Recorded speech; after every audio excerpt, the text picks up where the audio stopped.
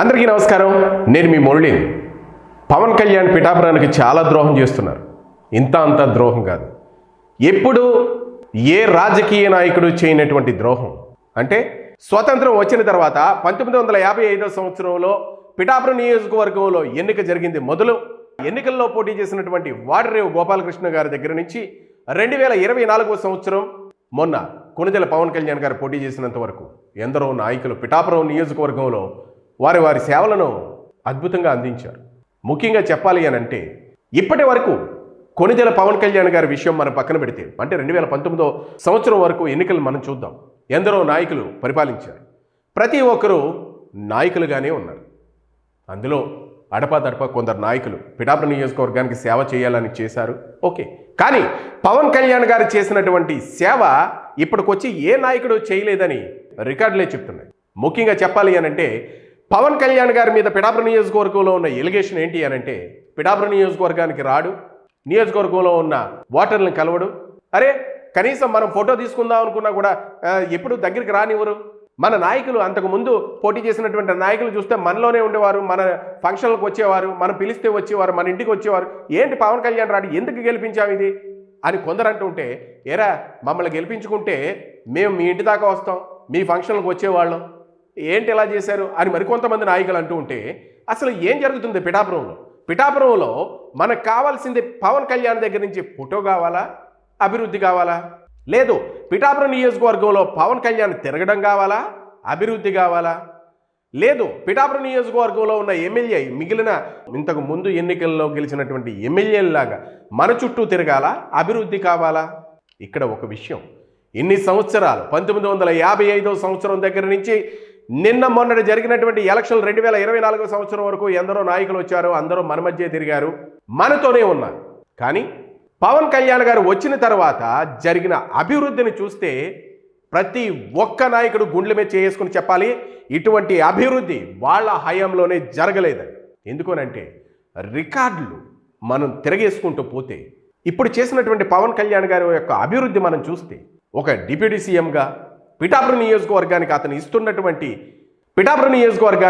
అతను ఇస్తున్నటువంటి ఒక ఇంపార్టెంట్ చూస్తే ఇప్పటి వరకు ఏ రాజకీయ నాయకుడు ఇవ్వలేదని గట్టిగా చెప్పాలి. ఎందుకనంటే ఒక ఎమ్మెల్యే ఎన్ని కోట్ల రూపాయలు ఏ నియోజకవర్గానికి తీసుకురాలేడు, తీసుకువచ్చే సాహసం చేయడు. ఎందుకనంటే ఇప్పటికీ పవన్ కళ్యాణ్ గారు 304 కోట్ల రూపాయలు 300 కోట్ల రూపాయలు రామారామిగా మనం మాట్లాడుకుందాం.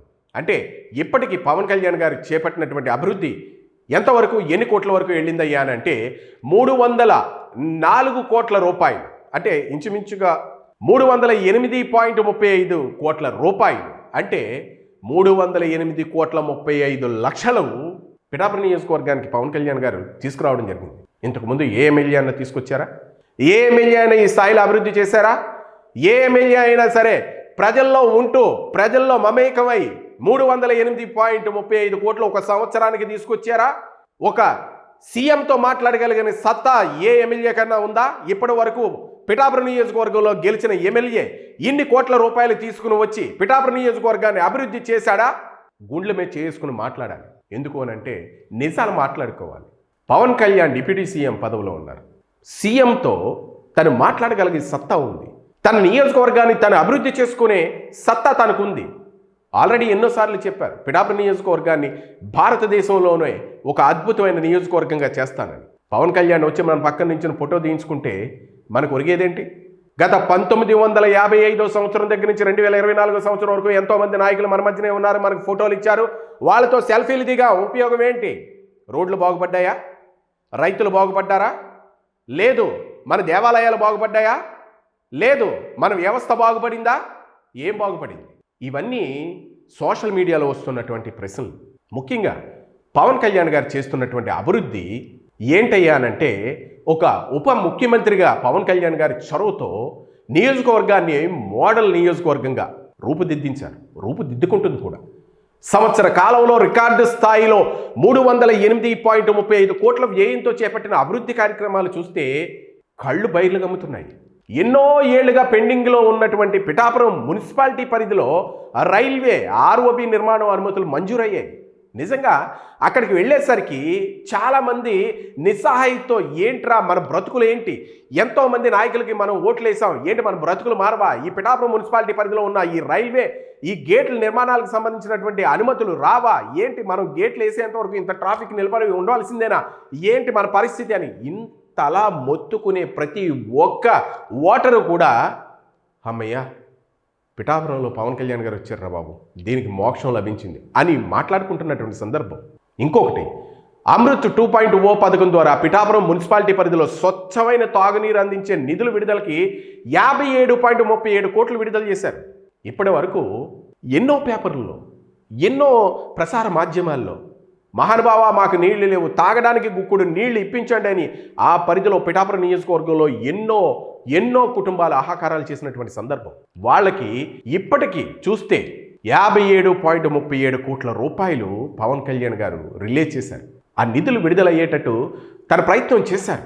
అంతకుముందు నాయకులు ఎవరైనా చేశారా?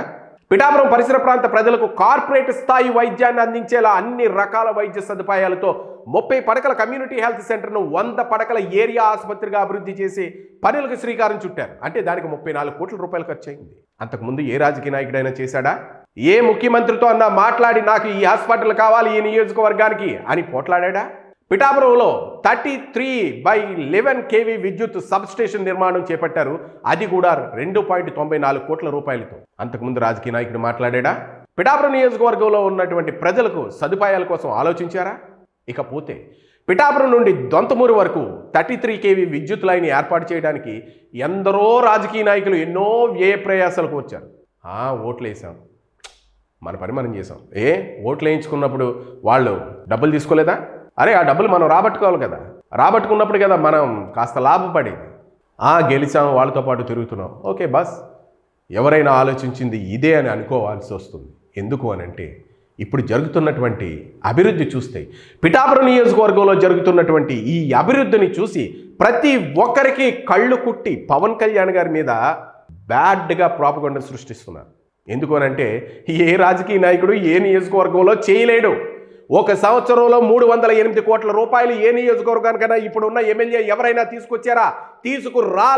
రాలేని వాడు ఏం చేస్తాడంటే తీసుకొచ్చిన వాడి మీద బురద జల్లడమే పనిగా పెట్టుకుంటాడు. ఇంకొక అసలైన ముఖ్యమైన విషయం చెప్పనా, 2019 సంవత్సరంలో వైసీపీ ప్రభుత్వం వచ్చిన తర్వాత వ్యవసాయం కుంటిపడింది అని వ్యవసాయదారులే బాహాటంగా చెప్పినటువంటి సందర్భాలు.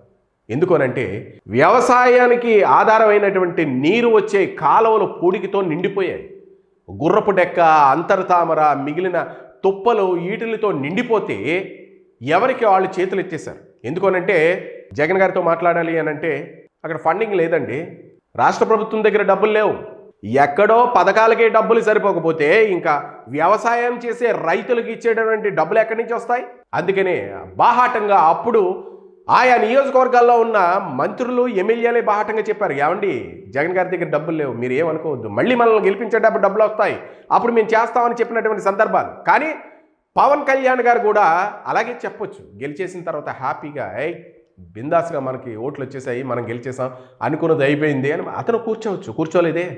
అదే వ్యవసాయదారులకి 49 వ్యవసాయ నీటి కుంటలు, 33 పశువుల నీటి తొట్టెలు, 459 ఇంకుడు గుంతలు, 1285 కంపోస్టు గుంతలు నిర్మాణాలు చేపట్టారు. గెలిచిన వెంటనే నామినేటెడ్ పదవులు ఇచ్చి నామినేటెడ్ పదవులు తీసుకున్నటువంటి నాయకులతో ఎక్కడైతే వ్యవసాయానికి అభివృద్ధి కుంటిపడుతుందో, ఎక్కడైతే వ్యవసాయదారుడికి నీళ్లు రావట్లేదో ఆయా కాలువలకి ఈ పూడికలు తీసే పనులు ఏర్పాట్లు చేశారు. సొంత నిధులతో, సొంత డబ్బులతో కొన్ని ఏరియాల్లో చేసినటువంటి సందర్భాలు కూడా కనపడుతున్నాయి. రైతులు కూడా పవన్ కళ్యాణ్ వచ్చిన తర్వాత చాలా హ్యాపీగా ఉంది, మా చివరి ఆయకట్ట భూములన్నిటికీ కూడా నీరు అందుతున్నాయని చెప్తున్నటువంటి సందర్భాలు. ఇప్పుడు నేను ఏదైతే చెప్పానో ఈ 33 పశువుల నీటి తొట్టెలకి, 459 ఇంకుడు గుంతలకి, 49 వ్యవసాయ నీటి కుంటలకి, అలాగే 1285 కంపోస్టు గుంతల నిర్మాణానికి, వీటన్నిటికీ కూడా 64.75 కోట్ల రూపాయలు ఇచ్చారు. ఇప్పటి వరకు ఏ రాజకీయ నాయకుడైనా చేశారా?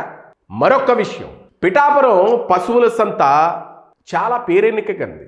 ఎందుకు అనంటే పిఠాపురం తర్వాత తుని, తర్వాత ద్వారపూడి, ఇటువంటి ఏరియాల్లో పశువుల సంతలు జరుగుతూ ఉంటాయి. ఈ పశువుల్ని తోలుకొచ్చినటువంటి రైతులకి అక్కడ కొన్ని వసతులు అవసరం అవుతాయి. అంటే పశువులను తీసుకొచ్చి సంతలో బేరాలు ఆడడానికి, అక్కడ పశువులను కట్టుకోవడానికి చిన్న షెడ్యూల్లాగా, తాగడానికి నీరు, పశువులు తాగడానికి నీరు, పశువులకి అక్కడ ఉండడానికి కాస్త తినడానికి గ్రాసం, ఇటువంటివన్నీ కావాలి. పిఠాపురం పశువుల సంత చూడడానికి ఒక శ్మశానం మాదిరిగా కనిపించింది. ఎందుకనంటే నేను చెప్పాను కదా, 1955 సంవత్సరం అంటే మనకి స్వాతంత్ర్యం వచ్చిన తర్వాత జరిగినటువంటి ఎలక్షన్ దగ్గర నుంచి 2024 సంవత్సరం పిఠాపురం పవన్ కళ్యాణ్ గారు పోటీ చేసేంత వరకు కూడా ఆ పశువుల సంతను పట్టించుకున్న నాదుడే లేడు. అప్పుడు ఎప్పుడో ఆ సంతకి కొన్ని నిర్మాణాలు చేపట్టారు.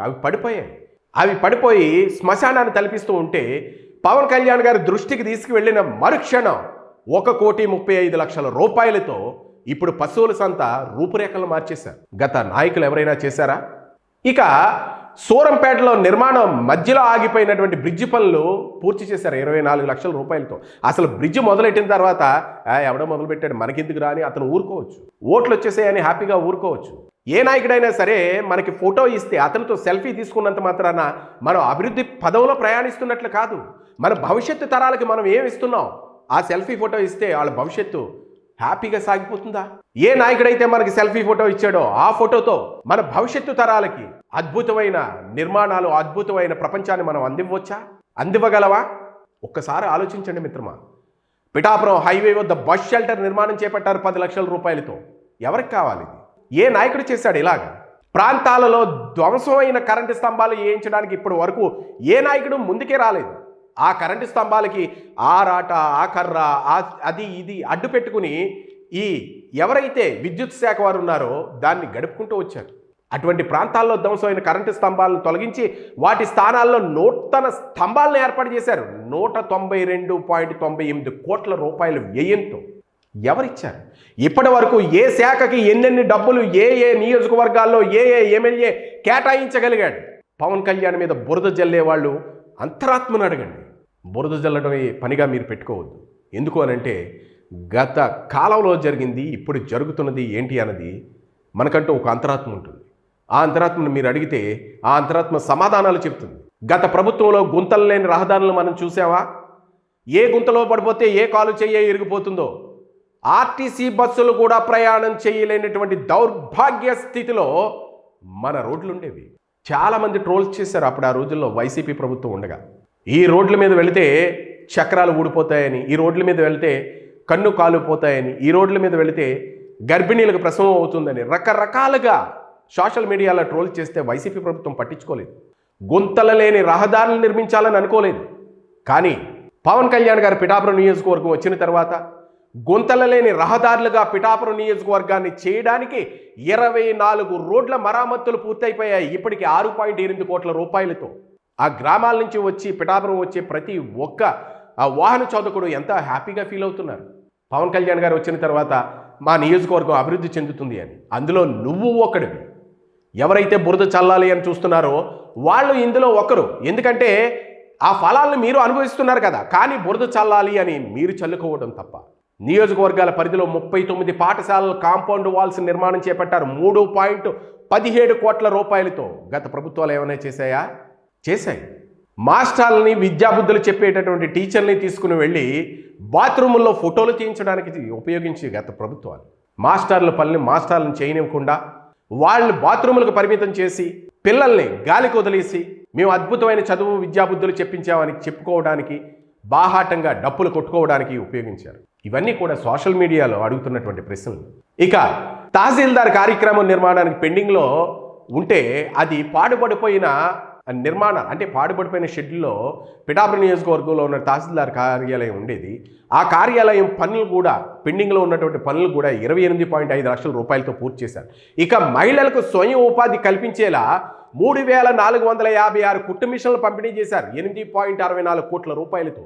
గత ప్రభుత్వాలు ఏమైనా చేశాయా? గతంలో పిఠాపురం నియోజకవర్గంలో ఉన్నటువంటి ఎమ్మెల్యే ఎవరైనా చేశారా? ఇక పిఠాపురంలో నూతన ప్రభుత్వ డిగ్రీ కళాశాలను ఏర్పాటు చేశారు 1.1 కోట్ల రూపాయలతో. ఇక చేబ్రోలు, కొమరగిరి ప్రాంతాల్లో పబ్లిక్ హెల్త్ యూనిట్లు ఏర్పాటు చేశారు 1 కోటి రూపాయలతో. ఇక పిఠాపురం ఇంటిగ్రేటెడ్ సాంఘిక సంక్షేమ బాలికల హాస్టల్లో మరామతుల పనులు చేపట్టారు 36.5 లక్షల రూపాయలతో. ఇక రైతులు ఆరుగాలం కష్టపడి పండించిన పంటను వర్షాకాలం నుంచి రక్షించుకునేందుకు 2000 టార్పలిన్లు పంపిణీ చేశారు 26 లక్షల రూపాయలతో. గత ప్రభుత్వాలు ఏమైనా చేశాయా? గత పిఠాపురం నియోజకవర్గాలను పరిపాలించినటువంటి నాయకులు ఎవరైనా చేశారా? పట్టించుకున్నారా? పిఠాపురాన్ని ఒక మోడ్రన్ నియోజకవర్గంగా చేయాలని సీఎం దగ్గరికి వెళ్ళి ఎదురుగా కూర్చుని పోరాటం చేసి గట్టిగా మాట్లాడి 308 కోట్ల రూపాయలు తీసుకుని వచ్చి అభివృద్ధి చేశారా? ఇప్పటి వరకు ఏ నియోజకవర్గంలో ఏ నాయకుడు చేయనటువంటి అభివృద్ధి పిఠాపురం పట్టణంలో జరుగుతుంది అని అంటే ఓర్వలేక చూడలేక మరలా మా ప్రభుత్వాలు వస్తే సమాధానం ఏం చెప్పాలి? పిఠాపురంలో పవన్ కళ్యాణ్ వచ్చిన తర్వాత ఇవన్నీ చేశాడు, మీరేం చేస్తున్నారు అని అడిగితే దానికి సమాధానం ఏం వెతుక్కోవాలో తెలియక ఇప్పటి నుంచి నాయకులు బురద జల్లడానికి పనిగా పెట్టుకున్నారు. పిఠాపురం పట్టణంలో టీటీడీ కళ్యాణ మండపం మాడవీధులు మరియు మరమ్మతుల అభివృద్ధి పనులకు 79 లక్షలకు శాంక్షన్ చేయించారు. ఇక పిఠాపురం నియోజకవర్గం పరిధిలో 10 ప్రాథమిక ఆరోగ్య కేంద్రాలు అంటే పిహెచ్సి ఆర్ఓ ప్లాంట్లు ఏర్పాటు చేశారు. గత ప్రభుత్వాలు ప్రభుత్వ హాస్పిటల్ని అలా వదిలేసేయండి, అంటే ప్రభుత్వ పిహెచ్సిల్లో పనిచేసేటువంటి డాక్టర్లు కూడా ఉద్యోగాలకు వచ్చేవారు కాదు. వాళ్ళు ఎప్పుడు వచ్చేవారు ఎప్పుడు పోయేవారో కూడా తెలిసేది కాదు. అటువంటి పిహెచ్సిల్లో త్రాగునీటిని ఏర్పాటు చేసిన ప్రభుత్వాలు ఎన్ని ఉన్నాయి? పవన్ కళ్యాణ్ ఏర్పాటు చేశారు. ఇక పిఠాపురం నియోజకవర్గం పరిధిలో 33 పాఠశాలల్లో సైన్స్ ల్యాబ్ అధునాతన సామాగ్రిని అందజేశారు 9.9 కోట్ల రూపాయలతో. ఏ నియోజకవర్గంలో ఏ ఎమ్మెల్యే ఇట్లాంటి పనులు చేస్తున్నాడో ఒక్కసారి మీరు కామెంట్ల రూపంలో తెలియజేయండి. కామెంట్ల రూపంలో మా నియోజకవర్గంలో ఈ ఎమ్మెల్యే చేస్తున్నాడని మీరు చెప్పడం కాదు, లెక్కలతో సహా మీరు కామెంట్ల రూపంలో తెలియజేయండి. వాళ్ళకి మేము హ్యాట్స్ ఆఫ్ చెప్తాం. పవన్ కళ్యాణ్తో పోటీ పడే నాయకుడు ఎవడైనా ఉన్నాడా అంటే ఇప్పటి వరకు ఎవడు కనపట్టలేదు రాజకీయంలో.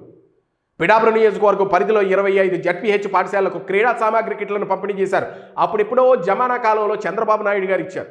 అంటే జమానా కాలం అని నేను ఎందుకన్నానంటే నేను ఇంటర్మీడియట్ డిగ్రీ చదువుతున్న రోజుల్లో అప్పుడు క్రికెట్ కిట్లు ఇచ్చేవారు. చంద్రబాబు నాయుడు గారు చేసినటువంటి పని చాలా గొప్పగా చెప్పుకునేవారు. అప్పుడు జన్మభూమి కార్యక్రమం పెట్టి విద్యార్థులతోనే పాఠశాలను శుభ్రాలు చేయించి, అంటే మన పాఠశాల మన పరిసరాలు శుభ్రంగా ఉండాలని అతను ఆ విజనరీకి హ్యాట్స్ ఆఫ్. నిజంగా చెప్పాలి అని అంటే చంద్రబాబు నాయుడు గారు లాంటి నాయకుడు ఉండాలి. పవన్ కళ్యాణ్ లాంటి నాయకుడు దేశానికి ఎంతో అవసరం. 16 లక్షల రూపాయలతో ఈ కిట్లను పంపిణీ చేశారు. ఇక పిఠాపురం నియోజకవర్గంలో ఎలక్ట్రీషియన్లు విద్యుత్ షాక్ ప్రమాదాల బారి పడకుండా 323 మంది ఎలక్ట్రీషియన్లకు సేఫ్టీ కిట్స్ పంపిణీ చేశారు 16.5 లక్షల రూపాయలతో. మరి మీ నాయకుడు మీ నియోజకవర్గాల్లో పట్టించుకున్నారా మిమ్మల్ని? పవన్ కళ్యాణ్ లాగే మీకు కావలసినటువంటి సదుపాయాలన్నీ ఏర్పాటు చేశారా? 42 మంది అనాథ పిల్లలకు ఉప ముఖ్యమంత్రి తన జీతం నుండి నెలకు 75,000 రూపాయల సాయం అందిస్తున్నారు, అంటే 4.2 లక్షల రూపాయలు. మరి ఎవరైనా చేస్తున్నారా? అంతకుముందు మీ ఎమ్మెల్యేలు ఎవరైనా చేశారా? మీ నాయకుడు వాళ్ళ జీతాన్ని తీసుకొచ్చి మీకు ఇస్తున్నారా? ఉత్తమ సేవలు అందిస్తున్న 8 మంది నర్సులను సన్మానించి వాళ్ళకి 25,000 రూపాయల చొప్పున ప్రోత్సాహాలు అందించారు. మరి ఎవరైనా చేశారా? పిఠాపురం శ్రీ బిఎంఆర్ బాలికల హై స్కూల్లో క్రీడా సంస్థలు అభివృద్ధి చేశారు 10.5 లక్షల రూపాయలతో. పాడి పశువులు నీడలు కల్పించేందుకు మంచి వాతావరణం కోసం 189 మినీ గోకులాల నిర్మాణం చేపట్టారు. ఇలా ఒకటేంటి ఎన్నో ఎన్నో ఎన్నో ఎన్నో. మరి పిఠాపురంలో పవన్ కళ్యాణ్ గారు రావడం లేదు, పిఠాపురంలో పవన్ కళ్యాణ్ గారు మాకు ఫోటో ఇవ్వడం లేదు, మాకు సెల్ఫీ ఇవ్వడం లేదు. అరే అక్కడ పోయి కూర్చున్నాడు, అక్కడ పోయి కూర్చోవడానికి పవన్ కళ్యాణ్ గారు ఏమి అతను రాజకీయాన్ని అనుభవించాలని కానీ రాజకీయ భోగాలు అనుభవించాలని కానీ అనుకునే వ్యక్తి కాదు. ఎందుకంటే అతను గోల్డెన్ స్పూన్ నుంచే పుట్టాడని చెప్పుకోవాలి. ఎందుకంటే అన్నయ్య మెగాస్టార్, అతను చూడని భోగాలు లేవు, అతను అనుభవించిన అనుభవం లేదు. ఎందుకు అనంటే అతను వాళ్ళ అన్నయ్య మెగాస్టార్. అతను ఎదుగుతున్న రోజుల్లోనే తను ఎన్నో చూస్తుంటాడు. వాళ్ళ అన్నయ్య మెగాస్టార్. అప్పుడు ఆ రోజుల్లోనే ఒక సెలబ్రిటీగా తను ఏ విధంగా హ్యాపీగా ఉండాలో ఆ విధంగా ఉన్నారు. అంటే గోల్డెన్ స్పూన్ నుంచి అతను పుట్టాడని మనం చెప్పుకోవచ్చు. వాళ్ళ నాన్నగారు ఏదో పోలీస్ డిపార్ట్మెంట్లో పనిచేశారు అది ఇది అని అనుకున్నా, వాళ్ళ అన్నగారు ఫీల్డ్లోకి వచ్చిన తర్వాత తమ్ములందరికీ కూడా ఎంతో హ్యాపీగా భవిష్యత్తును అందివ్వడానికి చిరంజీవి గారు కూడా ప్రయత్నం చేశారు. ఇప్పుడు కొత్తగా రాజకీయాల్లోకి వచ్చేసి కొత్తగా అరే ఈ చైర్ మనకు అందింది, ఈ చైర్లో కూర్చుంటే మనకి ఇవన్నీ ఉన్నాయి, ఏసీలు ఉన్నాయి, ఇవి ఉన్నాయి, అవి ఉన్నాయి, మనకి రాజకీయ పలుకుబడి ఉంది, రాజకీయం చేతిలో ఉందని అనుకునే వ్యక్తి కాదు. ఎందుకంటే అవన్నీ అతనికి అయిపోయాయి. అతను ఒక సినిమా చేస్తానే కొన్ని 100 కోట్ల రూపాయలు తీసుకునే వ్యక్తి. ఇవన్నీ అవసరం లేదు. మన పిఠాపురం నియోజకవర్గం రావడం, ఓట్లు వేయండమ్మా అని మళ్ళా ఆడుకోవడం, ఇదంతా అతనికి అవసరం లేదు. మనకి సేవ చేయడానికి అతను వచ్చాడు, అతను సేవ చేస్తున్నాడు. దాన్ని మనం గుర్తించాలి. గుర్తించకుండా నీ నియోజకవర్గంలో ఇది జరుగుతుంది, నీ నియోజకవర్గంలో ఓకే ఎక్కడ వ్యవస్థలు ఉన్న దగ్గరే పొరపాట్లు జరుగుతుంటాయి. ఇటువంటి పొరపాట్లను అతను దృష్టికి తీసుకుని వస్తే దాన్ని మరింతగా అభివృద్ధి చేయడానికి దోహదపడుతుంది తప్ప బురద జల్లితే మాత్రం మనసులు బాధపడి అభివృద్ధి కుంటిపడుతుంది. ఇలాంటి సందర్భాలు ఎన్నో భవిష్యత్తులో జరిగాయి. వాటన్నిటిని మనం దృష్టిలో పెట్టుకుంటే పిఠాపురం నియోజకవర్గాన్ని మరింత ముందుకు తీసుకెళ్లడానికి ఆస్కారం ఉంటుంది. అభివృద్ధి పదం వైపు మన నియోజకవర్గాన్ని మరింతగా పరుగులు పెట్టించడానికి ఆస్కారం ఉంటుంది. పవన్ కళ్యాణ్ గారు చేస్తున్నటువంటి పిఠాపురం నియోజకవర్గంలో అభివృద్ధిని చూసి మనం బాహాటంగా మనం అభినందించాలి. అంతేకాని బురద చల్లాలి అని మాత్రం మనం చూస్తే ఎక్కడో ఎప్పుడో గండి పడక మానదు. ఆ గండిని పూడ్చాలి అని అంటే ఆ గండిని పూడ్చే నాయకుడు మళ్ళీ రావడం కుదరదు. మిత్రమా, ఏదైనా ఉంది అని అనుకుంటే దాన్ని బాహాటంగా విమర్శించు. ఆ విమర్శ ఎంతవరకు రావాలని అంటే అభివృద్ధి పదం వైపు అడుగులు వేసే విధంగా ఉండాలి తప్ప అభివృద్ధిని గండి కొట్టే విధంగా ఉండకూడదు. ఏదో మనం చేస్తున్నాం, ఏదో మనం చూస్తున్నాం, అరే మనం ఏదో ఒకటి చెయ్యాలి, పవన్ కళ్యాణ్ ఫోటో ఇవ్వలేదని ఎవడైనా ఏదైనా అంటే మొన్న నేను ప్రత్యక్షంగా చూసా. చేబ్రోలు గ్రామంలో పవన్ కళ్యాణ్ గారి ఆఫీసులో రామ్ తాళ్ళూరి గారు వచ్చి మన గ్రామాల వారీగా గ్రామాల్లో వేస్తున్నటువంటి కమిటీలను అతను వేస్తూ ఉంటే అక్కడ చర్చించినప్పుడు చాలామంది అడిగారు, పిఠాపురం నియోజకవర్గం పవన్ కళ్యాణ్ గారు రారా అండి, మమ్మల్ని ఎంతోమంది అడుగుతున్నారండి, ఫోటోలు మీ నాయకుడు ఎప్పుడైనా ఫోటో ఇచ్చాడేంట్రా మీకు అని. ఫోటోల వల్ల ఏంటి, మనకి పిఠాపురంలో దొరికేటటువంటి అభివృద్ధి ఏంటి, మన బ్రతుకులు ఎలా మారుతాయి, మన భవిష్యత్తు తరాలకు మనం ఏమిస్తాం ఒక్కసారి ఆలోచించండి. ఫోటో కావాలితే పవన్ కళ్యాణ్ గారు వచ్చి నియోజకవర్గంలో ఒక నెల రోజులు తనది కాదు అని ఉన్నారంటే ప్రతి గ్రామంలో ప్రతి ఒక్కడికి ఫోటో ఇచ్చి తీరుతాడు. ఇంకా మనకు అభివృద్ధి అవసరం లేదా? ఒక్కసారి ఆలోచించండి మిత్రమా. మీ అభిప్రాయాలను కామెంట్ రూపంలో తెలియజేయండి. అలాగే ఈ వీడియో లైక్ చేయండి, షేర్ చేయండి. Thank you.